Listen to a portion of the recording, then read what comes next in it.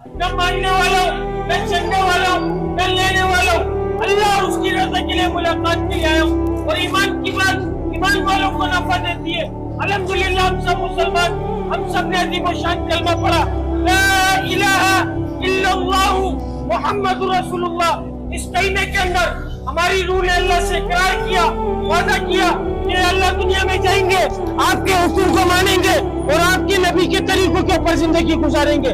میرے بھائی دنیا کے اندر آئے تو دنیا کی چمک کو دیکھ کر، دنیا کی رنگینیوں کو دیکھ کر، دنیا کی غلاظت کو دیکھ کر، دنیا کی گٹر کو دیکھ کر اس کے دل میں، اپنے دل میں اس کی محبت کو ایسا پیدا کیا جیسے ہمارا یہ ٹھکانہ پوری زندگی ہمارے کو ادھر رہ کر جانا ہے۔ میرے بھائی ہم اپنی مرضی سے دنیا میں نہیں آئے، اللہ رب العزت نے ہمارے کو بھیجا ہے، اور اللہ رب العزت چاہے میرا بندہ میرے پاس آئے تو مکمل کامیاب ہو کر آئے، مکمل کامیابی تجارت میں، وزارت میں، صدارت میں، کسی عہدے میں، کسی ڈگری میں، میری سوچ میں، میری چلاکی میں، میری ذہانت میں، میرے مال میں، میری دکان میں، میرے بنگلے میں، میری گاڑی میں، میرے لالچ میں، میری چلاکی میں کسی چیز میں کامیابی نہیں ہے۔ کامیابی کا جو دار و مدار وہ جناب نبی کریم صلی اللہ علیہ وسلم کے مبارک طریقے، مبارک عمل، جو اس کے اوپر زندگی گزارے گا، خدا کی قسم صرف وہ شخص کامیاب ہوگا جو اس سے ہٹ کر زندگی گزارے گا، خدا کی قسم وہ ناکام ہو جائے گا۔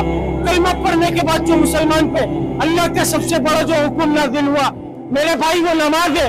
آج مؤذن بلا رہا ہے، حی علی الصلاۃ، حی علی الفلاح، آؤ نماز کی طرف، آؤ کامیابی کی طرف۔ تمہاری کامیابی نماز میں، تمہاری کامیابی اللہ کے حکم میں۔ ہم اپنی کامیابی کو دفتر میں، بستر میں، ٹک ٹاک پر، فیس بک پر، ناچنے گانے میں، کسی کی غلامی میں، ہم اپنی کامیابی کو ان چیزوں میں تلاش کر رہے ہیں، اور مؤذن اللہ کا حکم ادا کر رہا ہے، حی علی الصلاۃ، حی علی الفلاح، آؤ نماز کی طرف، آؤ کامیابی کی طرف۔ میرے بھائی ہم دنیا میں دنیا بنانے نہیں آئے، ہم اللہ کو راضی کرنے کے لیے آئے۔ ہمارا مقصد صرف اور صرف اللہ کو راضی کر کر جانا ہے، اس کے علاوہ کوئی دوسرا مقصد نہیں ہے میرے بھائی، کوئی دوسرا مقصد نہیں ہے۔ اس بات کو بتانے کے لیے 1,24,000 پیغمبروں کو اللہ نے دنیا میں محبوب فرمایا۔ وہ دنیا میں دنیا بنانے نہیں آئے تھے، وہ اس پیغام کو لے کر آئے تھے کہ اے لوگوں پڑھو لا الہ الا اللہ، کامیاب ہو جاؤ گے۔ جس نے وقت کے نبی کی بات کو مانا اللہ رب العزت نے اس کو کامیاب کیا، جس نے وقت کے نبی کی بات کو نہیں مانا اللہ رب العزت نے اس کو ناکام کیا۔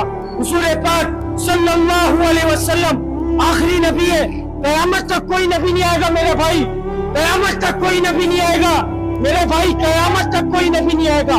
اب یہ کام کس کی ذمہ داری؟ میرے باپ کی ذمہ داری، یا کسی عالم کی ذمہ داری، یا کسی مفتی کی ذمہ داری؟ نہیں میرے بھائی، ہر اس شخص کی ذمہ داری جس کے سینے میں لا الہ الا اللہ محمد رسول اللہ، وہ اس محنت کا ذمہ دار۔